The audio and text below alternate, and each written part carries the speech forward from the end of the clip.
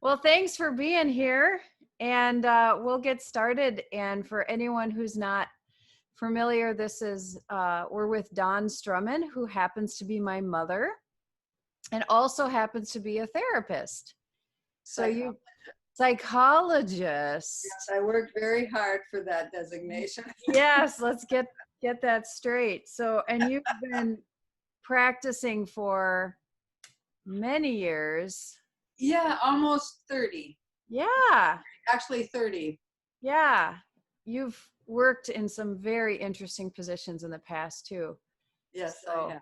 yeah, we don't have to go into all of that, but yeah. Well, our theme today, our topic is grief, which is, I think, a really big conversation that we don't often have.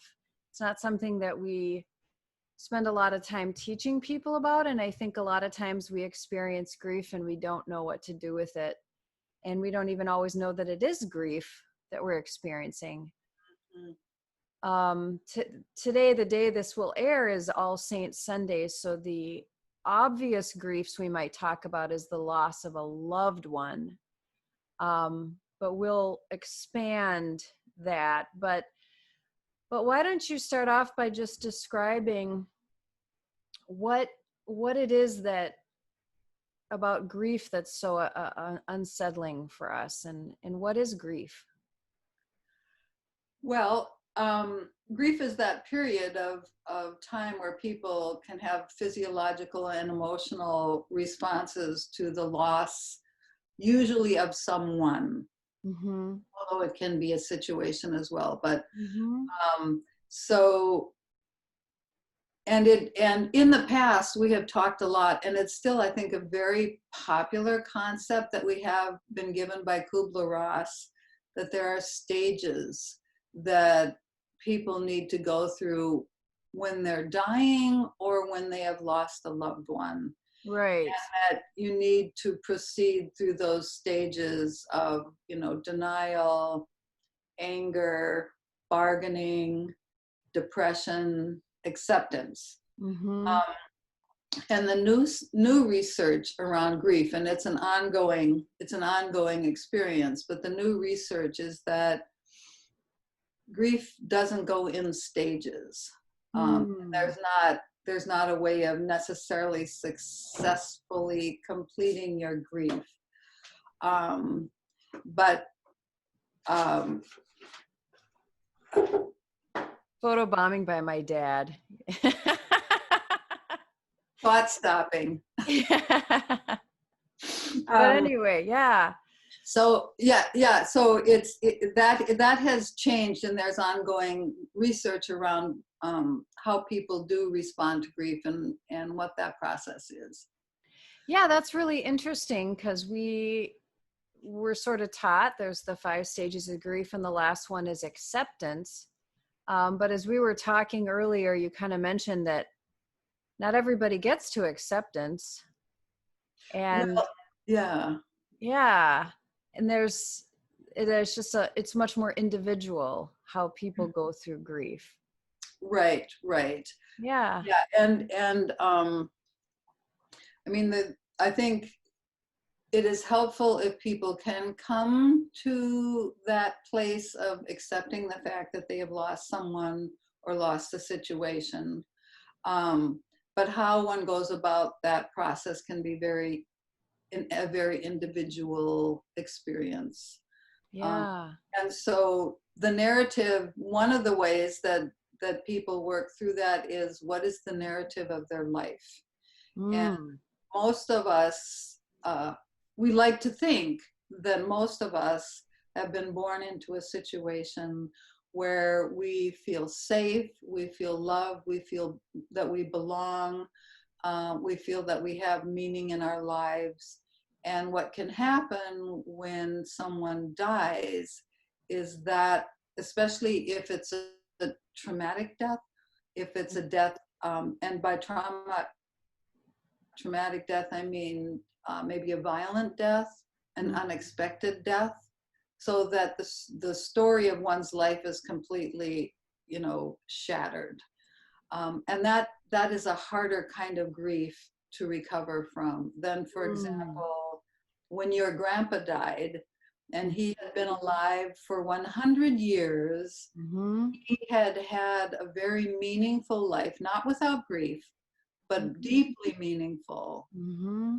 And um, and when he died at 100, we were like, thank you for Yeah, this life well lived, right? yeah, yeah, And um, and there was, I think, maybe a sense of deep gratitude for his life yeah, yeah. and sadness that he wasn't going to be here anymore, but he failed in this very natural way. And that is part of our natural narrative. Mhm. We know that grandparents will die, hopefully before we do, right? Mhm. And Mhm. the narrative is that one's parents will die, hopefully before we do, that we get to die before our children die. That Right. that is a very solid construct that most of us have. Yeah, so that story, that narrative, as you said, when that's disrupted, when either something happens that's really, really unexpected, or someone dies out of the timeline, you lose a child or you lose a partner way, way, way too early, that feels very traumatic. Yes, yes, yes. Mhm. And then, of course, for example, the meaning of a child is a very traumatic loss, and that takes a long time to begin to absorb and help one make a space for that in life. Yeah. um, the loss of a partner or a marriage or relationship, again, there are tremendous variables, right? Mhm. So Mhm. if one is living in a completely dependent life with a spouse and completely dependent on that spouse for everything, that spouse dies, that's a very difficult grief process, right? Mhm. Because the person is saying, who am I? I have no idea who I am when I completely have to stand alone.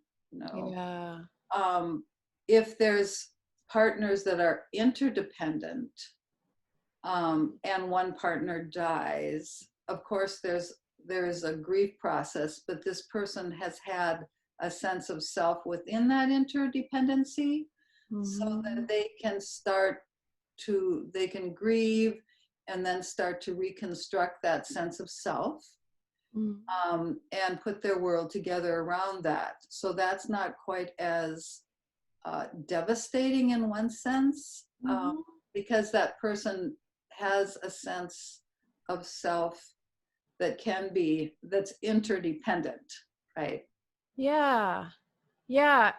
I think that's a really interesting idea, that who you think you are in this world and the way the world is meant to be, that grief and loss, it really depends on the loss, and it depends on your sense of self, whether that is something that you can absorb or whether it's just a completely shattering event. Mm-hmm. um, I think about people who've always envisioned they might be parents in their life, and then that just doesn't happen. Yeah. And it's not the loss of a person that they can name, but it's the loss of this idea that they would have children, for example. And then Yes. now that's not going to happen, and that's really a hard grief because it's not as tangible. um Exactly. mhm, Yeah. Yeah. And so if a person, if as a little girl, traditionally the little girl or the little boy also um, always wanted to be married, to have children, to have that traditional situation. And the boy or the girl never got married. Then mhm, the grief of not being partnered or having a permanent partner, is ongoing. And mhm, then when friends start to have children, mhm, then there's another layer of grief, Mm-hmm. And then when the children start to have children, so that grandchildren, those phantom grandchildren are grief too. Mm-hmm. So, and that's something that we are not necessarily mindful of. Um, Mm-hmm. we can be very unaware of the layers of grief that people may be carrying around. Yeah, I think there's been a lot of conversation in the last few years telling people stop asking women when they're going to have a child. Some women really don't want to, and that's their right, but some may be quietly suffering through loss that they're not, you don't deserve to know about. Mm-hmm. Um, and that can be true for people getting married. It can be true for so many things that we have these pressures we might put on other people, and that can be really painful for them if they don't want what the world says they want, or Right, can't have what they do want. right, Yeah, right, right. yeah, That's that invisible ghost grief. yeah, Yeah. yeah. Yeah, this is interesting. This idea of your worldview and your expectations of and your identity and losses, that grief can be so many different things. And in the last 7 months since COVID, that has been kind of a collective grief a lot of people have experienced. I know it's been really hard for people who've gone to church every single Sunday their whole life to Mm-hmm. suddenly not be able to go. Mm-hmm. And even if they maybe understood that it was healthy not to go, it was very painful. I think some people reacted in anger, Yeah. and because they were grieving. Yes. Yeah. Yeah. And in other things, graduation, the loss of graduation, there's been weddings that have been put off, there's been funerals that have been put off. So a lot of Baptisms put off sometimes. baptisms put off. Theodore started a whole new school. He started high school, and he only entered the building to get his computer, and then he had to leave. I mean, Yeah. it's again, it's sort of these hard to name griefs Mm-hmm. that people have, because you have this is the way life is supposed to be. This is how it's supposed to go. I'm supposed to be able, well, you had your 50th wedding anniversary this summer. Yeah. It was supposed to be a big deal. And Yes. it was. It But a in different. spirit. Yeah. It But was. yeah, we couldn't have the huge party and do some of the fun things we envisioned. Yeah. Yeah. Yeah. We had to just re-image that and do something different. And Yeah. Well, and I think I remember naming this, but Easter Day was a very depressing day for me. I felt really miserable most of the day. It was, the weather didn't help, but but I realized I'd never experienced an Easter in my life where I didn't wake up bleary-eyed, put on my nice outfit, go to church where there's lilies and trumpets and Jesus Christ is risen today and breakfasts and talking to people, and then big family gathering. You go home exhausted. That's the way Easter's supposed to be. yeah. Yes. Yes. Yes. Yes. And that was also my birthday that day. Yes. So it Double was, and it whammy. was snowing Yes. on April 12th. Yeah. Yes. It was quite an interesting day. But again, this COVID, we are in a global mourning, actually, a global grieving where we are we are isolated from each other. It's three-dimensional grieving, right? We don't see people in three dimensions most of the time. Mm-hmm. And if we do, there's a fear factor potentially for some people, not everybody, but for some people, that where am I going and what is it? We're given images of death and dying. and we can't see what it is that is trying to kill us, right? Yeah. And then we're socially isolated from other people, which is a support system which we all need at a time of grief, and we can't be together in this time of grief. So it really is a grieving time and a lamenting time, and a time where people are being called to use that resilience inside of them to create new meanings, to create new worlds. So Dad and I are giving each other communion in this room on Mhm. Sunday when our service is live streaming. This is something that we've never done before, but it's a very intimate and lovely experience, really. Mhm. But we don't see our congregation three-dimensionally. But we do see them on the screen, like I'm seeing you, right? Um, Mhm.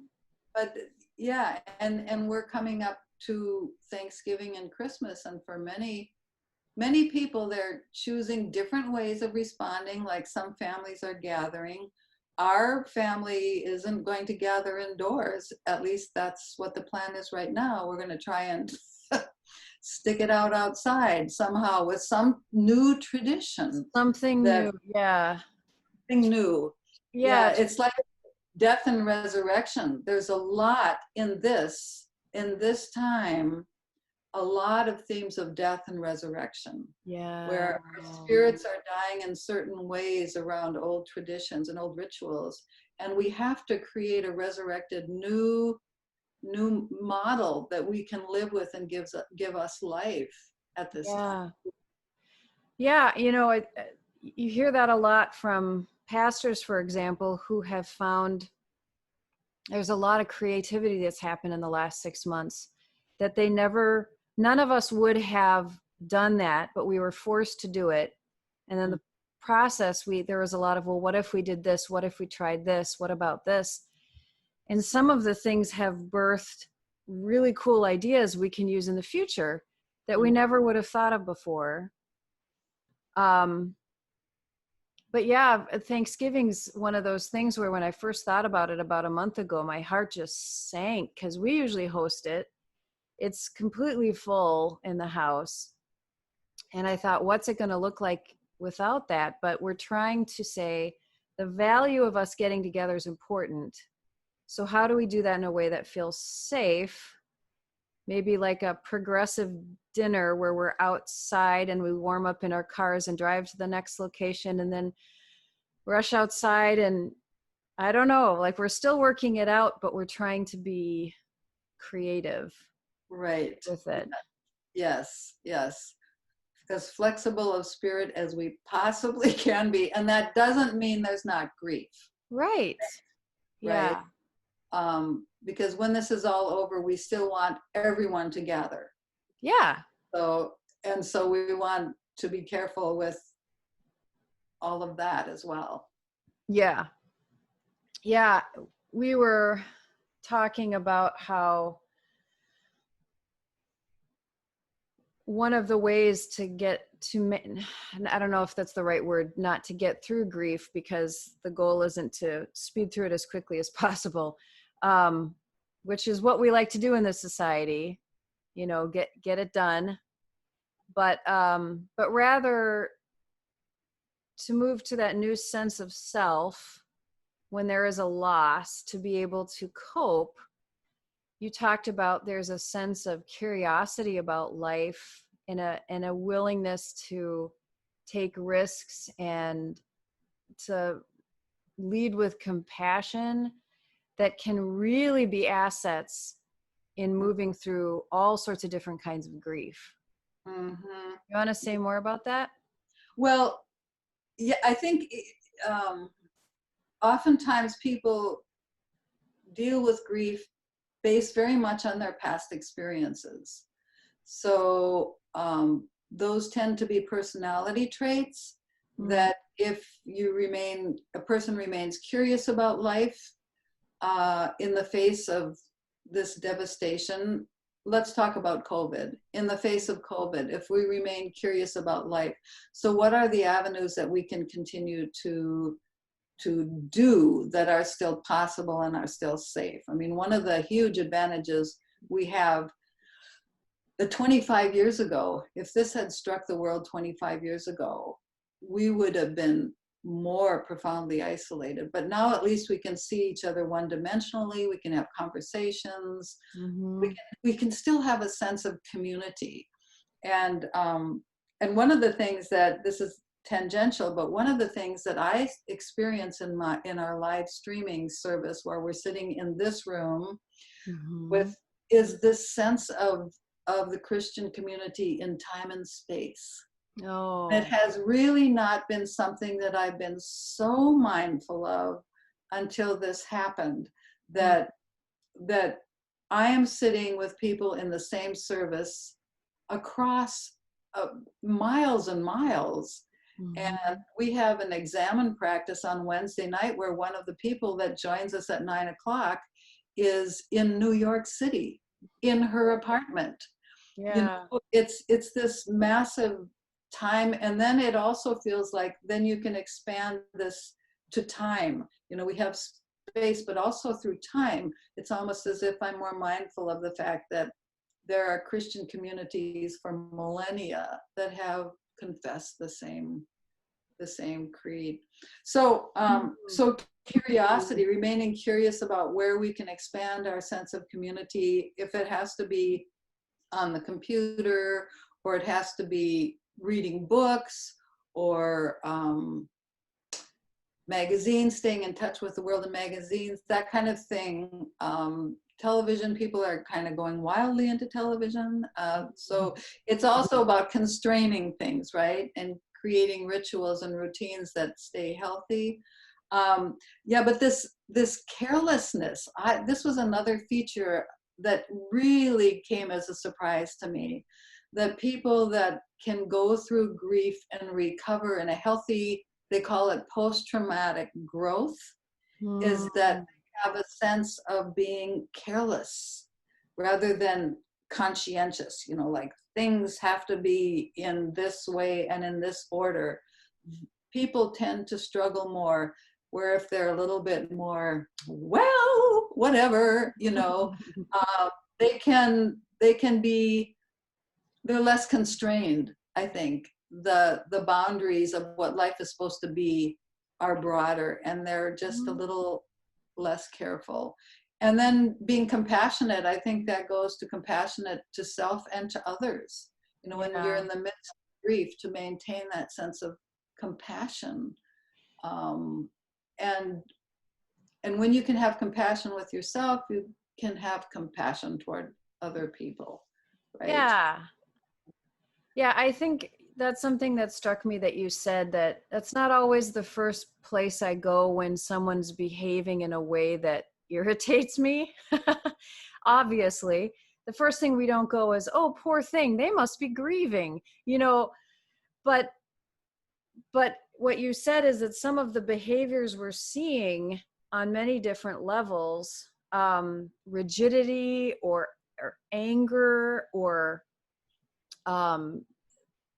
is people, the world is changing, things are changing, we're not in control, there's a grief that it's not the way it is, and the temptation is then to hold on and to try to maybe force things, and maybe they're just don't know how to name, I'm in grief, this is painful.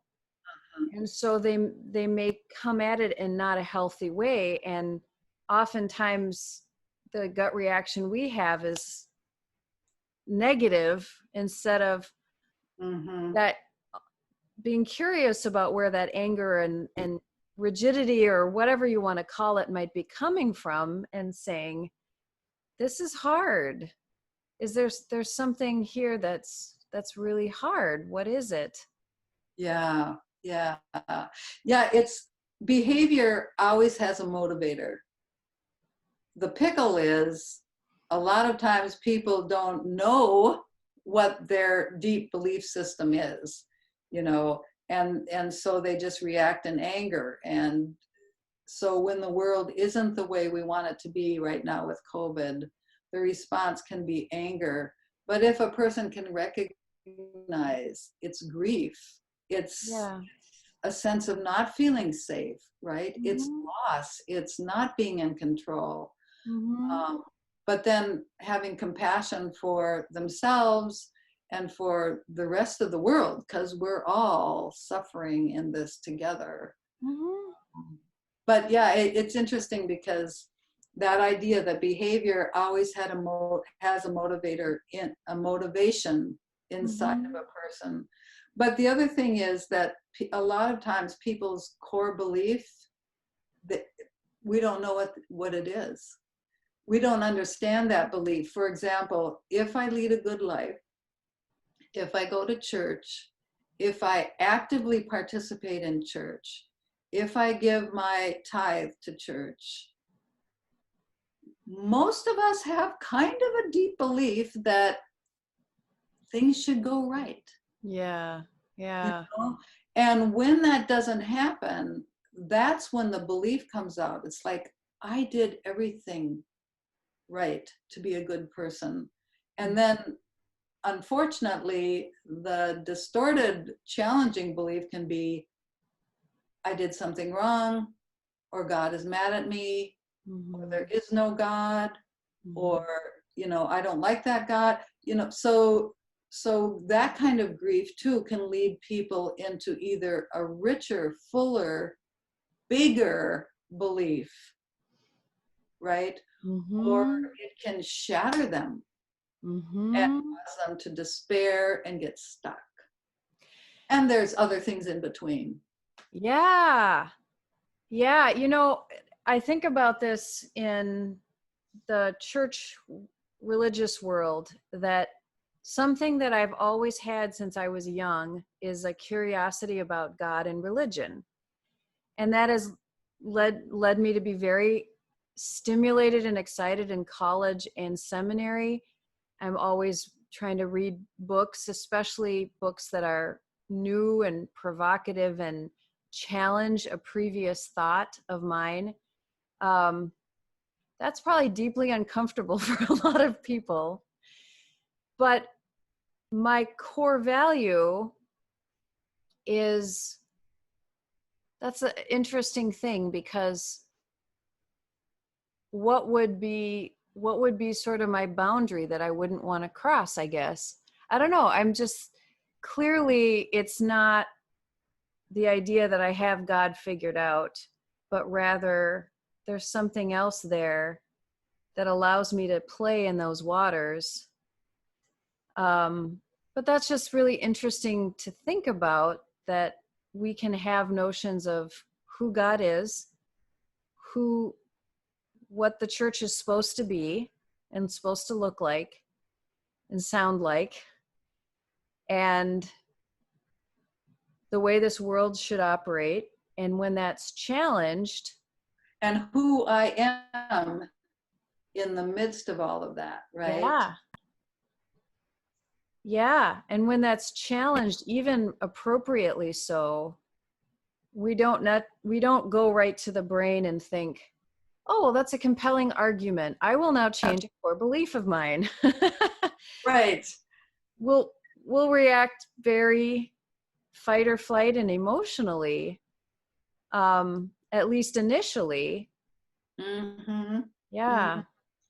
Yeah, because again, that you know, that the polyvagal theory, that idea of our mind is in our bodies, but it's not necessarily feeding our brain isn't necessarily attuned to it right away. But you know, there's that system, ventral system of, I'm connected, I'm grounded, I'm at peace.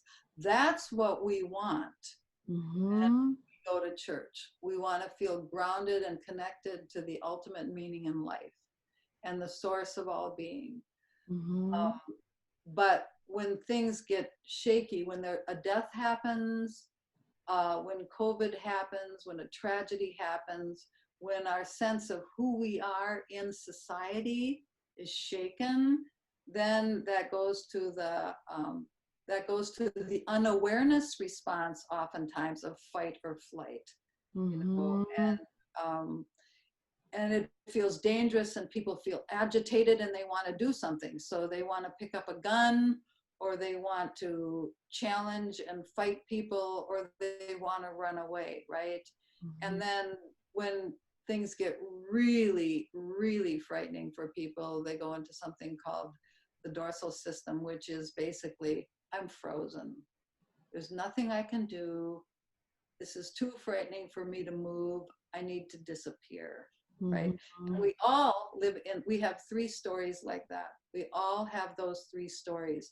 But right now, the question is, how do we become aware of where we are throughout the day, in Yeah. that? And do people want to leave the church because it no longer feels safe or grounded? They're grieving the church that they used to have. Things just are not looking the same. You Mm-hmm. can't even sing in church anymore, for Pete's sake, because it's dangerous, right? And so it doesn't sound the same, and sound can be deeply connected to a sense of spirituality, right? Mm-hmm. So there's so many aspects of grief that we are often unaware of, but we need to become aware of our own bodies, this embodiment that we have in our faith, that we are grounded in our body. Jesus came in a body. It means the body is important and sacred, and we need to pay attention to it and honor it, right? Because it's giving us messages below awareness, and we can learn to become sensitive to that. Yeah. Yeah. Yeah. So, kind of wrapping this up and giving people something to take with them. Um, we talked about how one way to process through grief is simply to be able to talk through it, Yes, to be able yes, to process. yes. Some of us are verbal processors. Some of us are not verbal processors, but to find a place where you can feel safe to name what it is you're missing, what it is that's not the same, what you're angry about or sad about, because those are often connected. Yes, yes, Yeah. yeah. And then anything else that would be helpful as people are to tune them into their grief and processing through it. Well, um, I think it's really, this is a time of global change, and so I think for us to recognize and appreciate that we may in fact have grief reactions is normal and okay. It doesn't mean our faith is bad, that we're failing. It means that we are walking the journey of the Judeo-Christian faith that we've been in. That, if you read the Bible from beginning to end, it's not all sparkles. Actually, there's very little sparkles and even happiness in there. There's peace that's being offered, but it's death and resurrection. Death and resurrection is what we're seeing. And to recognize that each one of us in our lives will come to a death about certain beliefs and have new resurrections that are larger and bigger potentially, is what our faith is about. Yeah. And that we have to talk about it and process it and feel it in our bodies. Mm-hmm.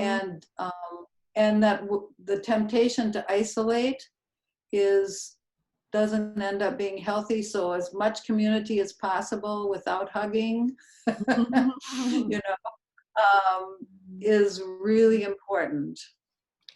And maybe that reminder to wrap yourself in a lot of grace and compassion, Yes, which enables yes, you then to do the same for others. Because, yes. yeah, and that's hard. That is hard to remember. have to sometimes tell myself, Siri, this is where you're at. This is okay. Give yourself a break. Yes. Mm-hmm. Yes. Because lamenting is a word that is biblical. And we're Yeah. lamenting, right? Right now, we're lamenting a world that has never been before globally, Mm-hmm. right? And so we're participating in something that is pretty incredible and hard to wrap our minds around. And so we need to be there in the ways that we can for ourselves and for others. Yeah. Yeah. Well, thank you so much. Well, this was most interesting and Yeah. fun. Yeah, absolutely. I think this will be helpful for those who watch. So, all All right. right. Have Love a you. good, love you too. Bye. Bye bye.